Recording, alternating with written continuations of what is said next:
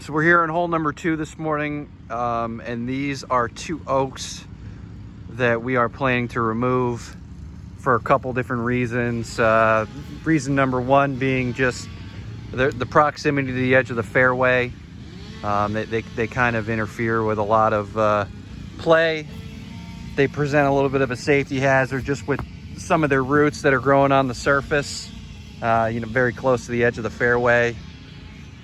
They're not very healthy or attractive trees. They have a little bit of rot going on in them. You can hear some of the hollowness in the limbs.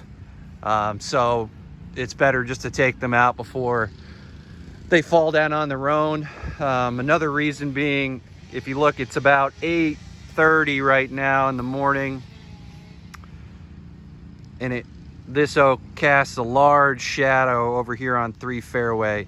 So this is the kind of the front left part of 3 fairway. That area tends to stay a little wet. It gets a little thin during this time of year in the winter months and the early spring. So hopefully a reduction in shade will help improve turf quality over here all the way on number 3 fairway. We did root prune this area last year, which absolutely helped. But still, that only does so much, and it should help turf quality here on from the cart path all the way over to 2 fairway and then over onto 3. So yeah, just a little insight as to some of the reasons why we need to take some trees down. So we're here on 14 fairway this morning. I just wanted to point out a few differences in some grasses that we have on fairways. Right here in front of me, we have 3 different types of Bermuda. You can see they all have a bit of a difference in appearance right now, which is pretty typical for this time of year, towards the winter months. They just react differently to temperature changes and cold weather and low light conditions that we have this time of year. So this entire fairway obviously gets the same treatment of fertility, of water, and you can see just the closeness and proximity. There's no moisture differences. There's no differences in the soil. We've done some testing in the past to see if maybe there were some pockets that had some different soil characteristics to them. It doesn't seem to be the case, so it's purely a genetic response to the difference in appearance this time of year. So here you can see an area of an off type that is quite a bit thinner. It's a little bit more of a lime green color. There's a lot less leaf surface on the blades. And then you have this area here, and this is pure 419, which is what we were originally grassed with on fairways. And then you have a different off type right here. We're not sure what type it is without submitting a genetic test, which is kind of not very practical or necessary. We just know that they're different. So yeah, just wanted to kind of point that out. Like I said, you really see it this time of year, and some off types perform better than others this time of year. In the summer, they tend to all blend in together with really good growing conditions, but any sort of stress on them this time of year, you really notice the difference. So just wanted to give everyone a good visual. Okay, we're here on number 11 this morning. It's Christmas Eve, and I wanted to kind of showcase some of the tools we use to manage our irrigation on the golf course. Moisture management is essential throughout the year, but especially during the winter months when things get overly wet. The disease pressure shoots through the roof, playing conditions suffer, things tend to stay a little bit wetter this time of year with the lower temperatures and angle of the sun. So here we have a plug I took from up near the bunker on number 11, an area that was disturbed around renovation. And then the other one I took from right here. So you can just see the difference in the color right off the bat.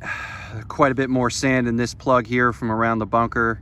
And then this is, you know, a lot darker, heavy organic. So this is what makes fairway soft, along with some thatch and things.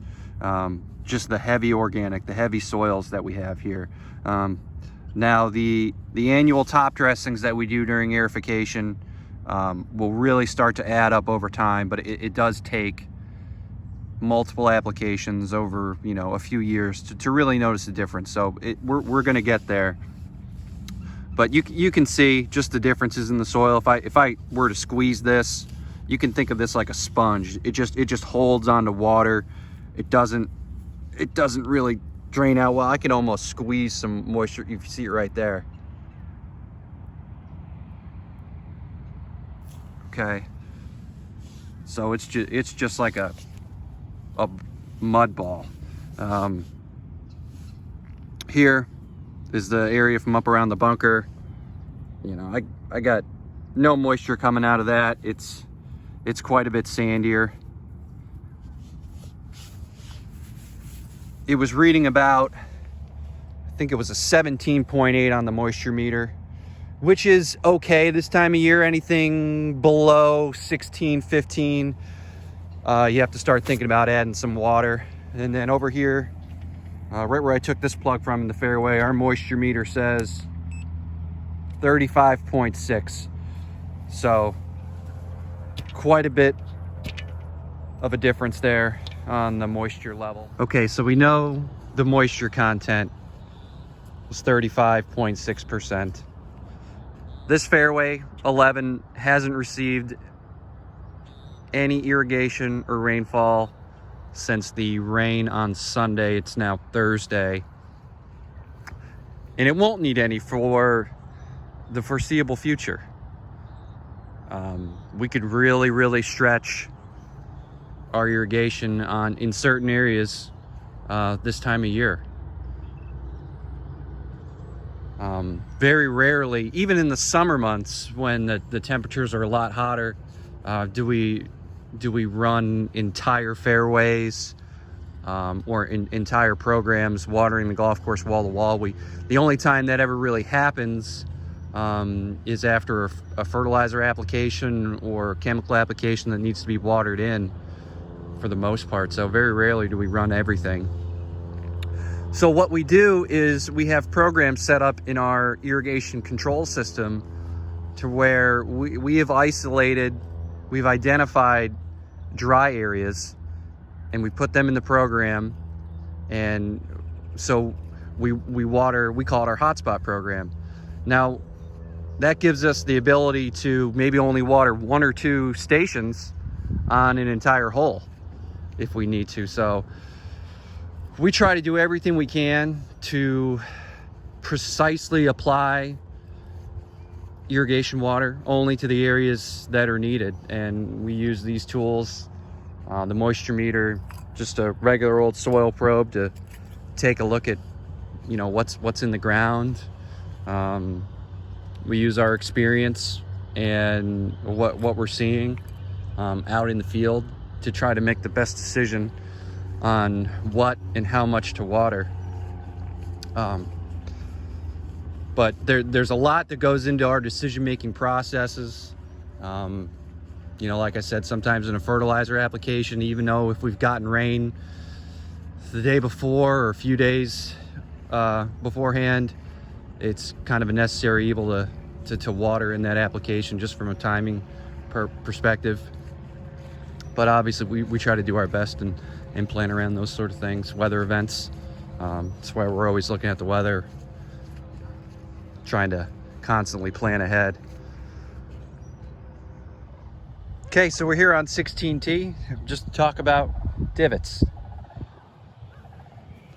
As you can see here, these divots were properly repaired, filled with sand, nice and level, and the Bermuda grass is actually growing in through there, so they're on their way to a speedy recovery.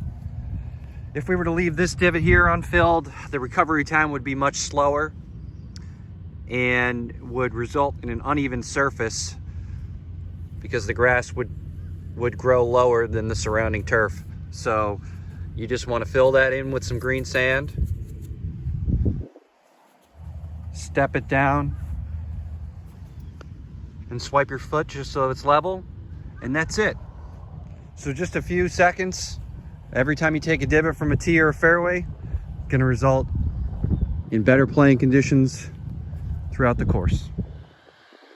We're here on 13 green. We're going to take a look at some ball marks. So here you can see some ball marks that were properly repaired. And you have a little bit of discoloration in the turf from the impact of the ball. And during the winter months, that tends to hang around for a little bit longer than the summer. The summer, the grass can recover a lot quicker, but the growth on greens this time of year really slows down. So ball marks become more noticeable along with the increased play that we have during our busy season. But you can see the size of those marks compared to here, an unrepaired ball mark that our mower scalped. So we were unable to repair this ball mark before the green was mowed. Sometimes it happens, we can't catch them all the unrepaired ones before we mow. So you can see just the size difference between that and the properly repaired ball mark. It's a pretty big difference. So along with negatively impacting the aesthetics of a green, unrepaired ball marks also can negatively affect ball roll. And I'll attach a video here. I'll show a slow-mo of a ball rolling over an unrepaired ball mark and how it jumps up in the air once it hits the ball mark. So, but here's a quick tutorial on how to fix it. You take your divot tool, a tee, anything with really a pointed edge, and you just want to work your way around the divot 2 or 3 spots and kind of gently push inward, and then just tap it down with your foot, or your putter works even better, so it's nice and level. And that's it. So just once again, just a few seconds. Just repair your ball mark. If you can't find yours, take a look around for another one. They're usually not, you don't have to go very far.